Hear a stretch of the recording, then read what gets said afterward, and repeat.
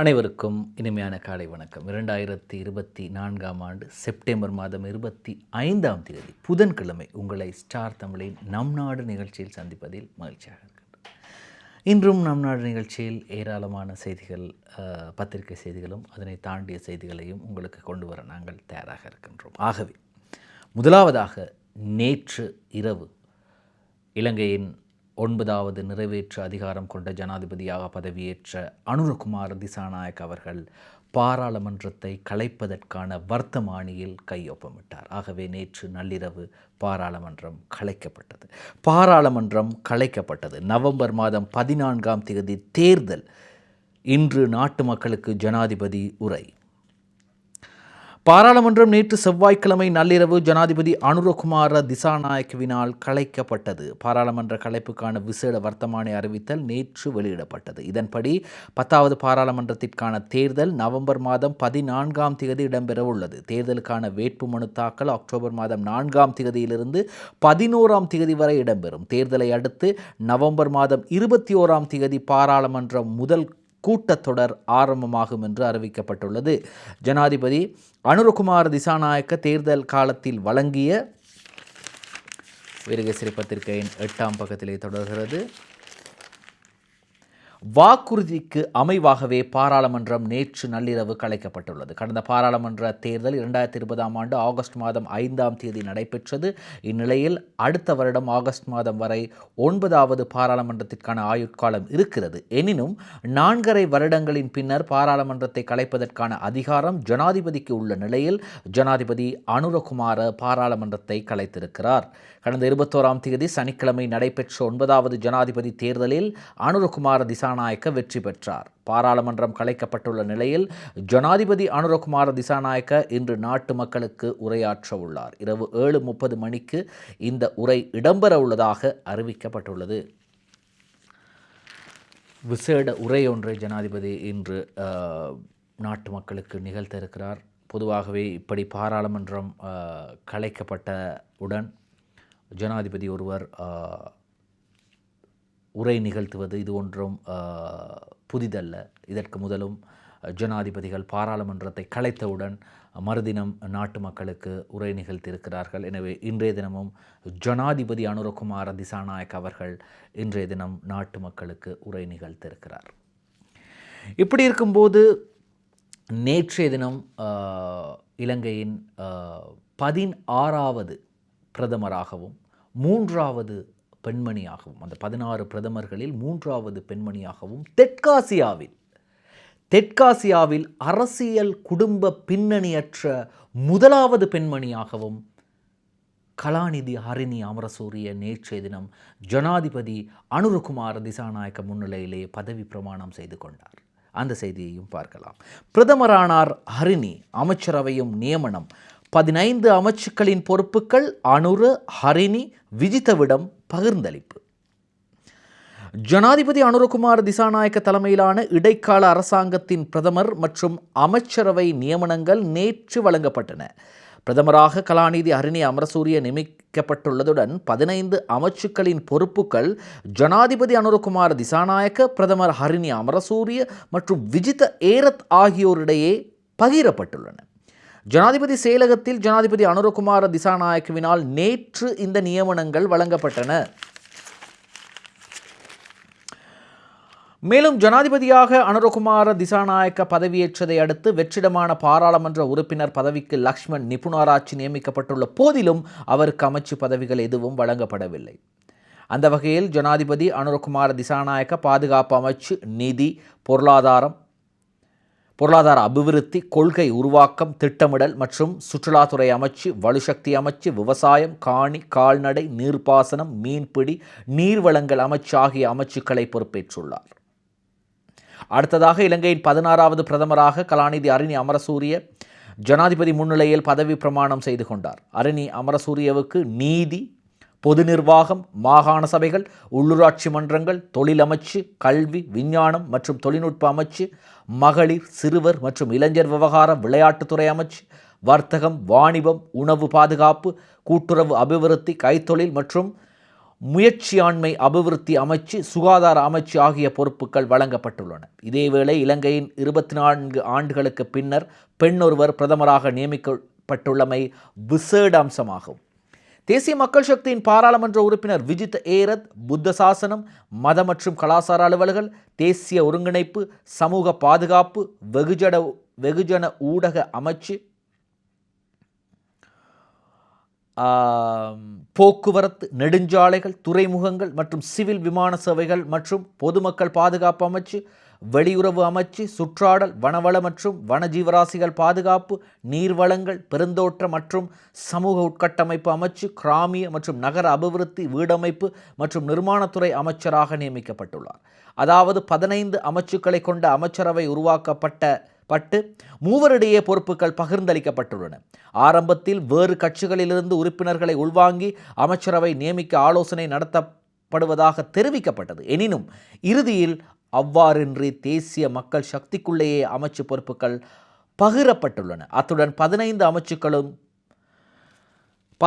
அமைச்சுக்களுக்குமான செயலாளர்களும் நேற்றைய தினம் பதவி பிரமாணம் செய்து கொண்டனர். ஆனால் இதில் ஒரு முக்கியமான விடயம் இருக்கின்றது. இந்த 15 அமைச்சுக்களில் குறிப்பிடத்தக்க மிக முக்கியமான அமைச்சுக்களுக்கு எந்த விதமான மாற்றமும் செய்யப்படவில்லை. புதிய செயலாளர்கள் நியமனங்கள் வழங்கப்படவில்லை. அதாவது புதிய செயலாளர்களுக்கு நியமனங்கள் வழங்கப்படவில்லை. அதே செயலாளர்கள் தான் இருக்கின்றார்கள். உடனடியாக அதிரடியாக செயலாளர்கள் மாற்றப்படுவார்கள். ஆனால் ஜனாதிபதி அனுரகுமார திசாநாயக்கவினால் அந்த மாற்றம் கொண்டு வரப்படவில்லை. காரணம், அதே செயலாளர்கள் தான் இருக்கின்றார்கள். இதன் பின்னணி எதுவாகவும் இருக்கலாம், ஆனால் அதே செயலாளர்கள் தான் இருக்கின்றார்கள். வீரகேசரி வீரகேசரி பத்திரிகையின் முன்பக்கத்திலே ஒரு படம் வெளியாக இருக்கின்றது. அந்த படத்தை பார்க்கலாம். இடைக்கால பிரதமராக அருணி அமரசூரிய, அமைச்சராக விஜித் ஏரத் ஆகியோர் நேற்று பிற்பகல் ஜனாதிபதி அனுரகுமார திசாநாயக்க முன்னிலையில் பதவி பிரமாணம் செய்து கொண்ட போது எடுக்கப்பட்ட படம். இதிலே ஜனாதிபதியின் செயலாளர் நந்திக சனாத் குமநாயக்க அவர்கள் இருக்கின்றார். ஹரிணி அமரசூரிய அவர்களுக்கு, கலாநிதி அருணி அமரசூரிய அவர்களுக்கு பிரதமர் பதவியும், அதே போன்று ஏனைய அமைச்சு பதவிகளை விஜித ஏரத்துக்கு வழங்கும் அந்த படமும் இன்றைய வீரகேசரி பத்திரிகையின் முன்பக்கத்திலே வெளியாகி இருக்கிறது. சரி, இப்படி இருக்கும்போது 15 அமைச்சுக்களுக்கு செயலாளர்கள் நியமனம், வெளியுறவு, திரைசேரி செயலர்களில் மாற்றமில்லை. ஜனாதிபதி அனுரகுமார திசாநாயக்க தலைமையிலான இடைக்கால அரசாங்கத்தின் 15 அமைச்சுக்களுக்கான செயலாளர்கள் நியமிக்கப்பட்டுள்ளார்கள். ஜனாதிபதி செயலகத்தில் நேற்று புதிய செயலாளர்களுக்கான நியமனங்கள் ஜனாதிபதியின் செயலாளரால் வழங்கி வைக்கப்பட்டன. வெளி விவகார அமைச்சின் செயலாளர் பதவியில் மாற்றம் செய்யப்படவில்லை. மேலும் திரைசேரியின் செயலாளராக பணியாற்றிய மஹிந்த சிறிவர்தனவுக்கு மேலதிக பொறுப்புகள் வழங்கப்பட்டுள்ளன. பிரதமரின் செயலாளர், அமைச்சின் செயலாளர் உட்பட 15 அமைச்சுக்களின் செயலாளர்கள் வருமாறு: பிரதமரின் செயலாளர் சப்புனந்தரி, அமைச்சரவை செயலாளர் MT பெர்னாண்டோ, போக்குவரத்து, நெடுஞ்சாலைகள், துறைமுகம் மற்றும் சிவில் விமான சேவைகள் அமைச்சின் செயலாளர் TS ருவான் சந்திர, நிதி, பொருளாதார அபிவிருத்தி, கொள்கை திட்டமிடல் மற்றும் சுற்றுலாத்துறை அமைச்சின் செயலாளர் KMM சிறிவர்தன, வெளிவிவகார அமைச்சின் செயலாளர் அருணி விஜயவர்தன. ஏற்கனவே அருணி விஜயவர்தன அவர்கள்தான் வெளிவிவகார அமைச்சின் செயலாளராக இருந்தார். அதேபோன்று கல்வி, விஞ்ஞானம் மற்றும் தொழில்நுட்ப அமைச்சின் செயலாளர் T ஜெயசுந்தர, மகளிர், சிறுவர் மற்றும் இளைஞர் விவகார மற்றும் விளையாட்டுத்துறை அமைச்சின் செயலாளர் K மகேசன், அதேபோன்று வர்த்தகம், வாணிபம், உணவு பாதுகாப்பு, கூட்டுறவு அபிவிருத்தி, கைத்தொழில் மற்றும் முயற்சியாண்மை அபிவிருத்தி அமைச்சு M தைமுதீன், கிராமிய மற்றும் நகர அபிவிருத்தி, வீடமைப்பு மற்றும் நிர்மாணத்துறை அமைச்சின் செயலாளர் MP அத்தபத்து, சுகாதார அமைச்சின் செயலாளர் பாலித்த குணரத்ன மஹிபால, நீதி, அரச நிர்வாகம், உள்நாட்டு அலுவல்கள், மாகாண மற்றும் உள்ளூராட்சி மன்றங்கள் அமைச்சு மற்றும் தொழில் அமைச்சின் செயலாளர் PP யசரத்ன. இந்த யசரத்ன அவர்கள் தான் ஏற்கனவே தொழில் அமைச்சின் செயலாளராக இருந்தார். அதேபோன்று சுற்றாடல், வனஜீவராசிகள், வனவளங்கள், நீர்வளங்கள், பெருந்தோட்டத்துறை மற்றும் சமூக உட்கட்டமைப்பு வசதிகள் அமைச்சின் செயலாளர் பிரபாத் சந்திரகீர்த்தி, கமத்தொழில், காணி, கால்நடை, நீர்ப்பாசனம், கடற்றொழில் மற்றும் உயிர் பல்வகைமை வளங்கள் அமைச்சின் செயலாளர் M விக்ரமசிங்க, பாதுகாப்பு அமைச்சின் செயலாளர் சம்பத் துயகுன்ன, பொதுமக்கள் பாதுகாப்பு அமைச்சின் செயலாளர் RP செனிவிரத்ன, இவர்தான் முன்னாள் சிரேஷ்ட பிரதி போலீஸ் மா அதிபர் ரவி செனிவிரத்ன, புத்தசாசனம், மத விவகாரங்கள் மற்றும் கலாச்சார அலுவல்கள், தேசிய ஒருமைப்பாடு, சமூக பாதுகாப்பு மற்றும் வெகுஜன ஊடகத்துறை அமைச்சின் செயலாளர் ரஞ்சித் ஆரியரட்ன, சக்திவலு அமைச்சின் செயலாளர் உதயங்க ஏமபால ஆகியோர் நியமிக்கப்பட்டுள்ளனர். நான் இந்த பெயர்களை குறிப்பிட்டதற்கான காரணம், இந்த நம் நாடு நிகழ்ச்சியை பார்த்து கொண்டிருப்பவர்களுக்கும் இதில் குறிப்பிட்டுள்ள பெயர்கள் பற்றி அறிந்திருப்பீர்கள். சில முக்கியமான அமைச்சுக்களின் செயலாளர்கள் ஏற்கனவே அந்த பொறுப்புகளில் இருந்தவர்கள். எனவே ஜனாதிபதி அனுரகுமார திசாநாயக்க அப்படி ஒரு அதிரடி மாற்றத்தை செயலாளர்கள் மத்தியில் அவர் ஏற்படுத்தவில்லை. காரணம், இக்கட்டான ஒரு நிலை, அதாவது அமைச்சுக்களின் முன் அனுபவங்கள் சற்று குறைவாக இருப்பதால் செயலாளர்கள் இருக்கும்போது மிகவும் இலகுவாக இருக்கும் இந்த அடுத்த கட்ட நடவடிக்கைகளை கொண்டு செல்வதற்கு. சரி, இப்படி இருக்கும்போது எல்லோரும் எல்லாவற்றையும் அறிந்து கொண்டும் தெரிந்து கொண்டும் அனுபவசாலிகளாகவும் வருவதில்லை. வந்த பிறகு அறிந்தும் தெரிந்தும் அனுபவத்தையும் பெற்றுக்கொள்கின்றார்கள். சரி, இப்படி இருக்கும்போது IMF உடனான பேச்சுவார்த்தை என்ன நடக்கப் போகின்றது? IMF உடனான உடன்படிக்கைகளில் மாற்றம் வரப்போகின்றதா? ஏற்கனவே தேர்தல் காலத்தில் கூறப்பட்டது போன்று IMF உடன்படிக்கைகளில் அதிரடியாக மாற்றங்களை ஏற்படுத்த முடியுமா? இப்படி பல கேள்விகள் தேர்தல் காலத்தில் அனைவருக்கும் இருந்தது. அதற்கான பதில் நேற்று கிடைத்தது. 3ஆம் கட்ட மீளாய்வுக்கான காலப்பகுதி குறித்து புதிய அரசாங்கத்துடன் பேசுவோம். இலங்கையுடன் இணைந்து பணியாற்ற தயார். சர்வதேச நாணய நிதியம் அறிவிப்பு. கடின முயற்சிகளின் ஊடாக வென்றெடுக்கப்பட்ட அடைவுகளை தொடர்ந்து முன்கொண்டு செல்வதை இலக்காக கொண்டு ஜனாதிபதி அனுரகுமார திசாநாயக்கவுடனும் அவரது அணியினருடனும் இணைந்து செயற்பட எதிர்பார்த்திருப்பதாக சர்வதேச நாணய நிதியம் தெரிவித்துள்ளது. அதாவது முரண்பாடுகள் வருவதற்கான வாய்ப்புகள் குறைவு. அதாவது அவ்வளவு இலகுவாக IMF குழுவுக்கும் புதிய இந்த ஜனாதிபதி அனுரகுமார திசாநாயக்க தலைமையிலான அரசாங்கத்துக்கும் இடையிலான முரண்பாடுகள் வருவதற்கான சந்தர்ப்பங்கள் குறைவாகத்தான் இருக்கின்றது. அப்படி வரவும் வராது. காரணம், முரண்பாடுகள் ஏற்படும் பட்சத்தில் அவர்களது நிபந்தனைகளில் மாற்றம் செய்யப்பட வேண்டி வரும். அப்போது நாட்டில் ஒரு நெருக்கடி நிலை உருவாகும். அந்த நெருக்கடி நிலையை தவிர்த்து கொள்ள வேண்டுமானால் IMF உடனான அல்லது சர்வதேச நாணய நிதியத்துடனான ஒப்பந்தங்களில் தலையீடுகளை குறைத்து கொள்ள வேண்டும். அதற்காக வரி, அவர்களால் குறிப்பிடப்பட்ட நிபந்தனைகள், அந்த நிபந்தனைகளில் குறிப்பிடப்பட்டிருக்கக்கூடிய வரி குறைப்பு சம்பந்தமாக பேச்சுவார்த்தை நடத்தியாக வேண்டும். சரி, இப்படி இருக்கும்போது கேஸ் சிலிண்டர் என்று சொல்வதா, யானை என்று சொல்வதா, சுயாதீன குழு என்று சொல்வதா, அல்லது ஐக்கிய தேசிய கட்சி என்று சொல்வதா என்று பார்த்தால், அவர்கள் இந்த கேஸ் சிலிண்டரையும் இந்த சுயாதீன வேட்பாளரையும் இந்த தேர்தலுக்காக மட்டும்தான் பெற்றுக்கொண்டார்கள். ஆனால் அவர்களது சின்னம் தொடர்ந்தும் கேஸ் சிலிண்டராக இருக்க போகிறதா, அல்லது காட்டுக்குள் ஓடி சென்று காட்டுக்குள் இருந்து வேடிக்கை பார்த்து கொண்டிருக்கும் அந்த யானை மீண்டும் வரப்போகின்றதா என்ற தொடர்பான ஒரு செய்தியாளர் சந்திப்பு நேற்று இடம்பெற்றது. அது தொடர்பான செய்தியை வீரகேசரியில் பார்க்கலாம். நிபந்தனைகளின்றி சஜித் அணியுடன் இணைய தயார். பிரதமர் பதவியையும் விட்டு கொடுப்போம். ஐக்கிய தேசிய கட்சி முக்கிய பிரமுகர்கள் அறிவிப்பு. இலை பார்த்தால் ரவி கருணாநாயக், மனுஷ நாணயக்கார, அதே போன்று ராஜித சேனாரட்ன, அகில விராஜ் காரியவசம், ருவான் விஜயவர்தன், சாகல ரத்நாயக்க, தலதா அத்துக்கொரல்ல, அதே போன்று ஹரின் பெர்னாண்டோ, இவர்கள் எல்லாம் அமர்ந்து நேற்றைய தினம் ஒரு ஊடக சந்திப்பை நடத்தியிருந்தார்கள். மனோஜ் சித்ராவின் செய்தியாக வீரகேசரி பத்திரிகையின் முன்பக்கத்தில் வெளியாகி இருக்கிறது. ஐக்கிய தேசிய கட்சி மற்றும் ஐக்கிய மக்கள் சக்தியின் பிளவே தேசிய மக்கள் சக்தியின் எழுச்சிக்கு காரணமானது. பாராளுமன்ற அதிகாரத்தை கைப்பற்ற வேண்டுமாயின் ஒருமித்து பயணிக்க வேண்டும் என்பதை சஜித் பிரேமதாச தற்போதேனும் உணர வேண்டும். இத்தகைய ஒருமித்த பயணத்துக்காக நிபந்தனைகளின்றி ஒத்துழைக்க தயாராக இருக்கின்றோம். காலம் கடத்தாது துரிதமாக தீர்மானம் எடுக்க வேண்டிய தருணம் இது. இப்போ எல்லாரும் என்ன கதைச்சு கொண்டிருக்கிறாங்கன்னா,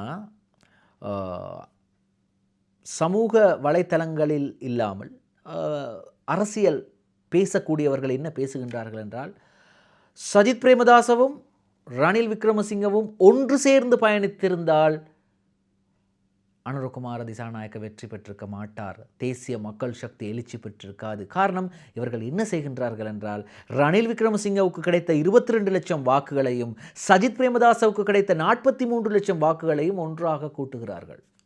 அப்படி கூட்டினால் 65 லட்சம் வாக்குகள் வரும். அப்பொழுது கணக்கு பார்க்கின்றார்கள், ஆம், சஜித்தும் அனுரையும் சேர்ந்தால் 65 லட்சம் வாக்குகள் வரும். ஆனால் அந்த விதத்தில் அனுரகுமார் திசாநாயக்க 57 லட்சம் வாக்குகளை தான் பெற்றிருக்கின்றார். அவரை விட நாங்கள் 9 லட்சம் வாக்குகளை பெற்றிருக்கலாம் என்று நினைக்கின்றார்கள். ஆனால் இந்த கேள்வி நேற்றைய தினம் சஜித் பிரேமதாசை விட ஊடகவியலாளர்கள் கேட்டார்கள். இருவரும் ஒன்றாக சேர்ந்து பயணித்திருந்தால் வெற்றி பெற்றிருக்க முடியும் தானே என்று. அதற்கு சஜித் பிரேமதாச பதிலளித்தார், இல்லை, கணக்குப்படி பார்த்தால் அது சரியாக இருக்கலாம். அதாவது எண்ணிக்கை அடிப்படையில் பார்த்தால் நீங்கள் குறிப்பிடுவது சரியாக இருக்கலாம். ஆனால் கொள்கை ரீதியாக பார்த்தால் அவர்களுக்கும் எங்களுக்கும் ஏணி வைத்தாலும் எட்டாது என்று சஜித் பிரேமதாச குறிப்பிட்டார். ஆனால் என்னதான் எத்தனை கூட்டணியாக வந்திருந்தாலும் கூட மிகப்பெரிய மக்கள் அலை ஒன்று உருவாகி இருந்தது. மிகப்பெரிய ஒரு மாற்றத்தை மக்கள் எதிர்பார்த்தார்கள். அந்த மாற்றம் சரியான நேரத்தில் சரியான சந்தர்ப்பத்தில் நடந்துவிட்டது. ஆகவே எத்தனை பேர் கூட்டணி சேர்ந்திருந்தாலும் கூட அந்த மாற்றத்தை உருவாக்க வேண்டும் என்று மக்கள் நினைத்த அந்த முடிவில் மாற்றம் இருந்திருக்காது. அதாவது மக்களது முடிவு எப்போது மாறியது என்றால் 2022ஆம் ஆண்டு கேஸ் வரிசையிலும் 2022ஆம் ஆண்டு பெட்ரோல் வரிசையிலும் 2022ஆம் ஆண்டு டீசலுக்காகவும் 2022ஆம் ஆண்டு பால்மாவுக்காகவும் நாம் வரிசையில் நின்றோம் அல்லவா? அப்போது எடுத்த முடிவு தான் 2024ஆம் ஆண்டு தேர்தலிலே பிரதிபலித்தது. சரி, அது ஒரு பக்கம் இருக்கட்டும், அது பார்ப்போம். சஜித் அணியுடன் இணைய தயாரா? உங்களை சஜித் சேர்த்து கொள்வாரா? அதாவது நான் கேட்கின்றேன், ரணில் விக்ரமசிங்க தரப்பினரை சஜித் பிரேமதாச சேர்த்து கொள்வாரா? நானே பிரதமர் வேட்பாளர், ரணிலுடன் இணைய முடியாது, திட்டவட்டமாக அறிவித்தார் எதிர்க்கட்சி தலைவர் சஜித் பிரேமதாஸ். அதாவது நேற்றே வரைக்கும் அவர் எதிர்க்கட்சி தலைவர், இன்று அவர் முன்னாள் எதிர்க்கட்சி தலைவர். காரணம், இப்பொழுது பாராளுமன்றம் கலைக்கப்பட்டு விட்டது. சரி, பொது தேர்தலில் என்னை பிரதமர் வேட்பாளராக களமிறக்குவதற்கு கட்சி ஏகமனதாக தீர்மானித்துள்ளது. எனவே முன்னாள் ஜனாதிபதி ரணில் விக்ரமசிங்கவுடன் இணைந்து பயணிப்பதற்கு எவ்வித எதிர்பார்ப்பும் இல்லை என எதிர்க்கட்சி தலைவர் சஜித் பிரேமதாச தெரிவித்தார். ஆம், எவ்வித எங்களுக்கு எந்த தேவையும் கிடையாது. ரணில் விக்ரமசிங்க ஏற்கனவே கூறிவிட்டார், நான் போட்டியிட மாட்டேன் என்று. அந்த செய்தியையும் பார்த்து விட்டு வரலாம். பொது தேர்தலில் போட்டியிட மாட்டேன், தேசிய பட்டியலிலும் வரேன், ரணில் அறிவிப்பு. அதாவது தேசிய பட்டியலிலும் வரமாட்டேன், பொது தேர்தலிலும் போட்டியிட மாட்டேன். கோபத்தில் இருக்கிறார், மக்கள் மீது மிகப்பெரிய ஒரு கோபத்தில் இருக்கிறார். முன்னாள் ஜனாதிபதி ரணில் விக்ரமசிங்க பொது தேர்தலில் போட்டியிடப் போவதில்லை என்றும் தேசிய பட்டியல் ஊடாகவும் பாராளுமன்றத்திற்கு பிரவேசிக்கப் போவதில்லை எனவும் தீர்மானித்துள்ளதாக ஐக்கிய தேசிய கட்சியின் பிரதி தலைவர் ருவான் விஜயவர்தன தெரிவித்தார். ஜனாதிபதி தேர்தல் முடிவுகள் வெளியானதை அடுத்து நேற்று முன்தினம் திங்கட்கிழமை முன்னாள் ஜனாதிபதி இப்படி அறிவித்திருக்கின்றார். உங்களுக்காக நான் போராட வந்தேன், உங்களுக்காக நான் கடன்களை பெற்று தந்தேன், உங்களுக்காக நான் கேஸ் கொண்டு வந்து தந்தேன், உங்களுக்காக பெட்ரோல் கொண்டு வந்து தந்தேன், உங்களுக்காக பால்மா கொண்டு வந்து தந்தேன். ஆகவே இதை மறந்து விடாதீர்கள் என்றெல்லாம் மேடைகளில் ரணில் விக்ரமசிங்க அவர்களும் ரணில் விக்ரமசிங்கவின் குழுவினரும் பேசினார்கள். அது மட்டுமல்ல, ஸ்ரீலங்கா பொதுஜன பெரமுனாவிலிருந்து ரணில் விக்ரமசிங்கவுடன் சேர்ந்து கொண்ட 92 பாராளுமன்ற உறுப்பினர்களும் மேடைகளில் பேசினார்கள். மக்கள் செவிசாய்க்கவில்லை. நீங்கள் எல்லாம் கொண்டு வந்தீங்க, ஆனால் யாரால் இந்த போலிங், இந்த வரிசை உருவாக்கப்பட்டது? அந்த கேள்விக்கான விடை இன்னும் மக்களுக்கு கிடைக்கவில்லை. ஆகவே இன்னும் ஒரு வரிசையில் நிற்க நாங்கள் விருப்பமில்லை. ஆகவே நாங்கள் ஒரு மாற்றத்தை எதிர்பார்க்கிறோம். நாங்கள் அனுரகுமார திசாநாயக்கவை இந்த நாட்டின் ஜனாதிபதியாக்கின்றோம் என்று ஆக்கிவிட்டார்கள். எனவே அது தொடர்பாக மக்கள் தெளிவான முடிவில் இருந்திருக்கிறார்கள். சரி, அடுத்த செய்தியை பார்க்க போகின்றோம். சகல கட்சிகளுடனும் பேச்சு நடத்துவோம், முஸ்லிம் காங்கிரஸ் தலைவர் அக்கீம் தெரிவிக்கிறார். சகல கட்சிகளுடன் பேச்சுவார்த்தை நடத்துவோம், ஆனால் நீங்கள் பேச்சுவார்த்தை நடத்துங்க, சகல கட்சிகளும் என்று அவர் குறிப்பிடுவது யாரே என்று தெரியாது. ஆனால் மிகப்பெரிய ஒரு கூட்டணி அமைத்து தேர்தலில் களமிறங்குவதற்கு ஐக்கிய தேசிய கட்சி முயற்சிக்கிறது. அந்த பொதுஜன பெரமுன 92 பாராளுமன்ற உறுப்பினர்களையும் சேர்த்துக்கொண்டு. ஆனால் இடைவேளைக்கு செல்வதற்கு முதல் ஒரு சிறு ஞாபகப்படுத்தல். இந்த பொதுஜன பெரமுனவிலிருந்து விலகி சென்றார்களே, விலகி அல்ல, ரணில் விக்ரமசிங்கவுக்கு ஆதரவு தெரிவிக்க சென்றார்கள் 92 பேர். அவர்கள் இனி போக முடியாது. செலூன் கதவு மஹிந்த ராஜபக்சவும் நாமல் ராஜபக்சவும் செலூன் கதவை மூடிவிட்டார்கள். ஞாபகம் வைத்துக் கொள்ளுங்கள். ஒரு சிறு விளம்பர இடைவேளைக்கு பிறகு சந்திப்போம். நம் நாடு தொடர்கிறது. இந்த நேரத்தில் உயிர்த்த ஞாயிறு குண்டு தாக்குதல் இடம்பெற்று 5 வருடங்கள் கடந்துவிட்டது. 2019ஆம் ஆண்டு ஏப்ரல் மாதம் 21ஆம் தேதி மிக மிக மோசமான ஒரு குண்டு தாக்குதல் இடம்பெற்றது. இந்த குண்டு தாக்குதலை நடத்தியவர்கள் யார்? இவர்கள் கண்டுபிடிக்கப்படுவார்கள். இவர்களை கண்டுபிடிப்பது என்னுடைய பொறுப்பு என்று கோட்டாபய ராஜபக்ச பதவிக்கு வந்தார். அப்போது மெல்கம் கார்தினால் ரஞ்சித் ஆண்டகை அவரை நம்பினார். அதற்கு பிறகு அவரால் ஆணைக்குழுக்களை மட்டுமே உருவாக்க முடிந்தது. பிரதான சூத்திரதாரிக்கு அல்லது இதற்கு பின்னால் இருந்து செயற்பட்டவர்களுக்கு தண்டனை வழங்க முடியவில்லை. அதற்கு பிறகு 2020ஆம் ஆண்டு பொது தேர்தலிலும் இதே வாக்குறுதி அளிக்கப்பட்டது. அதற்கு பிறகு இந்த நடந்து முடிந்த ஜனாதிபதி தேர்தலில் மேடைகளில் வாக்குறுதிகளாக இந்த வாக்குறுதி வழங்கப்பட்டது. நான் ஆட்சிக்கு வந்தவுடன் கண்டிப்பாக எங்களது ஆட்சியில் உயிர்த்த ஞாயிறு குண்டு தாக்குதலின் பிரதான சூத்திரதாரி யார், இதற்கு பின்னால் இருந்து செயற்பட்டார்கள், அனைவரையும் பதவிகள் மற்றும் தராதரம் பார்க்காமல் அவர்களுக்கான தண்டனை வழங்குவோம் என்று. ஆனால் அதை உறுதி செய்ய போவதாக உறுதியளித்திருக்கிறார் ஜனாதிபதி அனுரகுமார திசாநாயக்க. செய்தியை பார்க்கலாம். உயிர்த்த ஞாயிறு தின குண்டு தாக்குதல்கள் உண்மையை வெளிக்கொண்டு வருவதாக ஜனாதிபதி அனுரகுமார உறுதியளித்தார். சந்திப்பின் பின்னர் கர்தினால் மெல்கம் ரஞ்சித் ஆண்டகை தெரிவிப்பு. உயிர்த்த ஞாயிறு தின குண்டு தாக்குதல்கள் தொடர்பில் அதன் உண்மைத்தன்மையை வெளிக்கொண்டு வரவும் அதற்கான நடவடிக்கைகளை விரைந்து எடுப்பதற்கும் ஜனாதிபதி அனுரகுமார திசாநாயக்க எமக்கு தெளிவான உறுதிப்பாடொன்றை அளித்தார் என்று கர்தினால் மெல்கம் ரஞ்சித் ஆண்டகை தெரிவித்தார். 9வது ஜனாதிபதி தேர்தலில் ஜனாதிபதியாக தெரிவான அனுரகுமார திசாநாயக்க கர்தினால் மெல்கம் ரஞ்சித் ஆண்டகையை கொழும்பில் உள்ள பேராயர் இல்லத்தில் நேற்று முன்தினம் இரவு சந்தித்தார். சந்திப்பை அடுத்து உறுதியளித்திருக்கிறார் நிச்சயமாக உண்மையை வெளிக்கொண்டு வருவதாக. ஆனால் இப்படியெல்லாம் கூறப்பட்டது. அதாவது தேசிய மக்கள் சக்தியின் தேசிய பட்டியல் உறுப்பினர் ஒருவரது புதல்வர்கள்தான் இந்த குண்டு தாக்குதல்களை நடத்தினார்கள், அப்படியெல்லாம் கூறப்பட்டது. ஆனால் எது எப்படியோ அனுரகுமார திசாநாயக்க உறுதியளித்திருக்கிறார் அந்த குற்றவாளிகளை கண்டுபிடித்து தருவதாக. ஆனால் மக்கள் எதிர்பார்த்து கொண்டிருக்கிறார்கள். உங்களை நம்பி 57 லட்சம் வாக்குகளை அளித்த மக்கள், உங்களை ஜனாதிபதியாக்கிய மக்கள் எதிர்பார்த்து கொண்டிருக்கின்றார்கள். சரி, மற்றொரு செய்தியை பார்ப்போம். சுமந்திரன் அவர்கள் தமிழ் பொது வேட்பாளர் அரியநேத்திரனை பற்றி எப்படி கூறினார் என்றால், இது ஒரு முட்டாள்தனமான முடிவு. அரியநேத்திரன் பொது வேட்பாளராக அறிவிக்கப்பட்டதிலிருந்து சுமந்திரன் கூறி வந்த விடயம், இது ஒரு முட்டாள்தனமான முடிவு.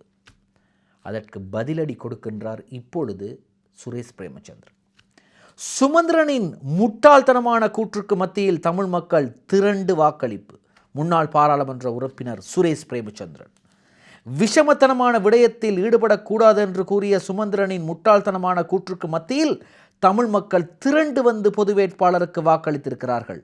பல எதிர்ப்புகளை தெரிவித்தாலும் மக்கள் தெளிவாக தமது வாக்குகளை அளித்து கணிசமான வெற்றிகளை பெற்றுக் கொடுத்துள்ளார்கள் என்பது உண்மை என்று முன்னாள் பாராளுமன்ற உறுப்பினர் சுரேஷ் பிரேமச்சந்திரன் தெரிவித்தார். ஏனென்றால் சஜித் பிரேமதாசவுக்கு இறுதி ஒரு வாரத்தில் ஆதரவு அளிப்பதாக, அதாவது தேர்தலுக்கு ஒரு வாரம் இருக்கும்போது ஆதரவு அளிப்பதாக இலங்கை தமிழரசு கட்சியைச் சேர்ந்த சுமந்திரன் தெரிவித்தார். இலங்கை தமிழரசு கட்சியின் பாராளுமன்ற உறுப்பினர் சாணக்கியன் கொழும்பு மேடையிலேறி சஜித் பிரேமதாசவை வெற்றி பெற வைப்பதற்காக மேடையிலேறி பேசினார், ஆதரவு தெரிவித்தார். இறுதியில் தமிழ் பிரதேசங்களில் சஜித் பிரேமதாசவுக்கு கணிசமான வாக்குகள் கிடைத்தது. எனவே 160 ஆசனங்களில் 160 தேர்தல் தொகுதிகளில் 106 தேர்தல் தொகுதியை அனுரகுமார திசாநாயக்க வெற்றி பெறும்போது 48 தேர்தல் தொகுதியை சஜித் பிரேமதாச வெற்றி பெற்றிருந்தார். சரி, அது ஒரு பக்கம் இருக்கட்டும். சரி, இப்போ அந்த ஏனைய கட்சிகளில் இருந்து, அதாவது ஸ்ரீலங்கா பொதுஜன பெரமுனவாக இருக்கட்டும், ஐக்கிய தேசிய கட்சியாக இருக்கட்டும், அல்லது ஐக்கிய மக்கள் சக்தியாக இருக்கட்டும், அல்லது வேறு கட்சிகளாக இருக்கட்டும், இப்படி கட்சிகளில் இருந்து அனுரகுமார திசாநாயக்கவின் தேசிய மக்கள் சக்திக்கு அல்லது தேசிய மக்கள் சக்தியின் புதிய அரசாங்கத்திற்கு அல்லது தற்கால இடைக்கால அரசாங்கத்திற்கு ஆதரவு கொடுப்பதற்காக யாராவது வந்தால் சேர்த்து கொள்வார்களா? இந்த கேள்வி எல்லாரிடமும் இருக்கின்றது. அதற்கு பதிலை விஜித் ஹேரத் சொல்றார். மக்கள் வெறுக்கும் எவரையும் எம்முடன் சேர்க்க மாட்டோம், விஜித் ஹேரத் எம்பி கூறுகிறார். ஜனாதிபதி தேர்தலில் எமக்கு ஆதரவளிக்காதவர்கள் பொது தேர்தலில் ஆதரவு வழங்குவதாக தற்போது குறிப்பிடுகிறார்கள். மக்கள் வெறுக்கும் எவரையும் எம்முடன் நினைத்துக் கொள்ள மாட்டோம், பொது தேர்தலில் நிச்சயம் வெற்றி பெறுவோம் என தேசிய மக்கள் சக்தியின் பாராளுமன்ற உறுப்பினர், நேற்று வரை அவர் உறுப்பினர், இன்று அமைச்சர் விஜித் ஹேரத் தெரிவிக்கிறார். கொழும்பு மேல் நீதிமன்றத்திற்கு முன்னிலையாகுமாறு நீதிமன்றம் விடுத்த அழைப்பாணை கமைய நேற்று கொழும்பு மேல் நீதிமன்றத்தில் முன்னிலையானதன் பின்னர் ஊடகங்களுக்கு கருத்து தெரிவிக்கும் போது தான் அவர் இவ்வாறு தெரிவிக்கிறார். அடுத்த செய்தியை நாங்கள் திரையில் பார்க்கலாம். பொது தேர்தலில் போட்டியிடுவது குறித்து சகல தரப்பினருடனும் பேச்சு, முன்னாள் கல்வி அமைச்சர் சுசில் பிரேமஜயந்த. பொது தேர்தலில் போட்டியிடுவது தொடர்பில் சகல தரப்பினருடனும் பேச்சுவார்த்தையில் ஈடுபடுவோம். பொருளாதார மீட்சிக்காக தற்போது முன்னெடுக்கப்பட்டுள்ள திட்டங்களை தொடர்ந்து முன்னெடுக்குமாறு ஜனாதிபதியிடம் வலியுறுத்துவோம் என முன்னாள் கல்வி அமைச்சர் சுசில் பிரேமஜயந்த தெரிவித்தார். ஒருமுறை சுசில் பிரேமஜயந்த அவர்கள் ஒரு குறிப்பிட்ட ஒரு சிலர் இருக்கிறார்கள், ஏற்கனவே அமைச்சர்களாக இருந்தவர்கள். இவர்களது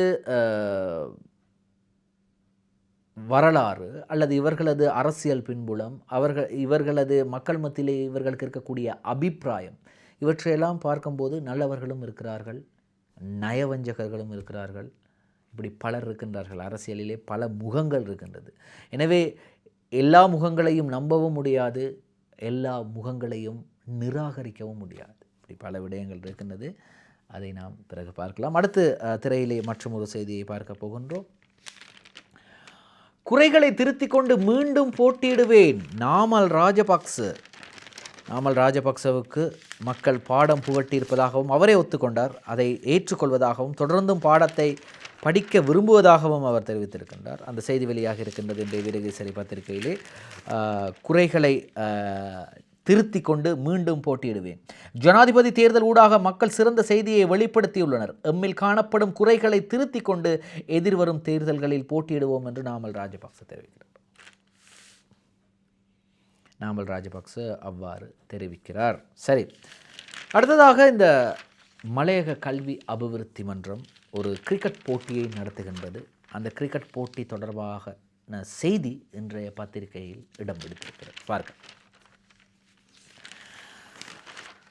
மலையக கல்வி அபிவிருத்தி மன்றத்தின் ருக்மணி அம்மாள் ஞாபகார்த்த மென்பந்து நாக் அவுட் கிரிக்கெட். மலையக கல்வி அபிவிருத்தி மன்றம் 18வது தடவையாகவும் ஏற்பாடு செய்துள்ள ருக்மணி அம்மாள் ஞாபகார்த்த 40 அணிகள் பங்கு பெற்றும் மாபெரும் மென்பந்து நாக் அவுட் கிரிக்கெட் சுற்றுத்தொடர் எதிர்வரும் அக்டோபர் மாதம் 6ஆம் தேதி ஞாயிற்றுக்கிழமை பி சரவணமுத்து சர்வதேச விளையாட்டரங்கில் இடம்பெற உள்ளது.